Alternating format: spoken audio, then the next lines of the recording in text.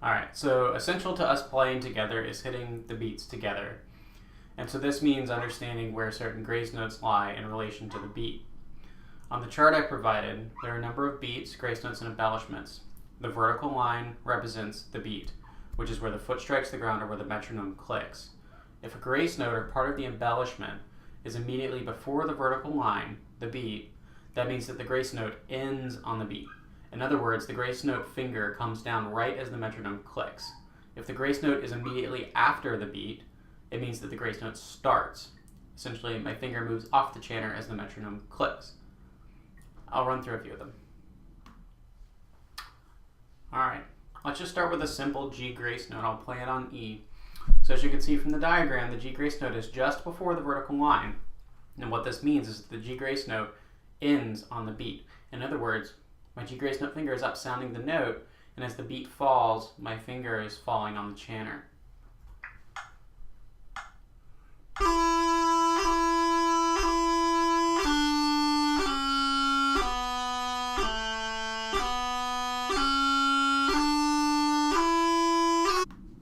Alright, so we're going to move on and look at doublings. Like you'll see in this example, this is an F doubling.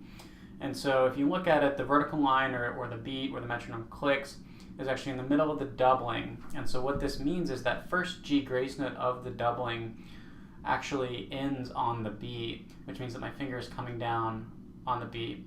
And then obviously that F will start on the beat, and then we'll follow through with the rest of the doubling. So if you notice, this is very similar to just a simple G grace note, and that the timing of the first grace note is the same. And for this reason, I actually like to practice doublings for timing by alternating between a grace note and a doubling. Because if your grace notes are on time, then your doubling should essentially follow and also be on time.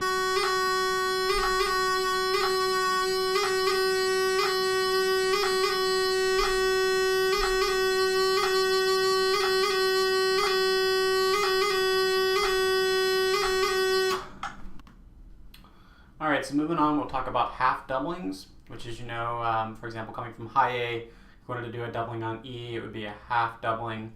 And so as you can see from the diagram, the first grace note of that doubling, which is an E, starts right after the vertical line, which means that that E starts on the beat, which means that as we're playing high A, when the beat falls, our fingers fall on the E. Okay, so his fingers fall on the chanter right as the metronome clicks or the foot hits the ground to beat. Okay?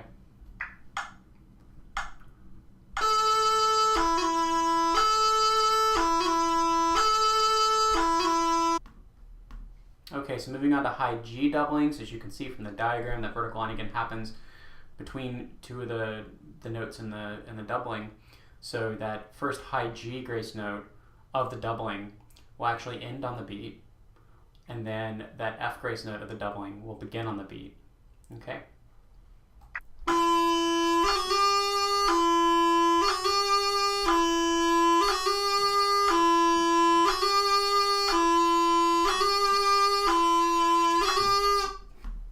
Alright, lastly we come to the high A doubling, and you'll note that the first note in the doubling, the high A, begins on the beat as it happens right after the vertical line.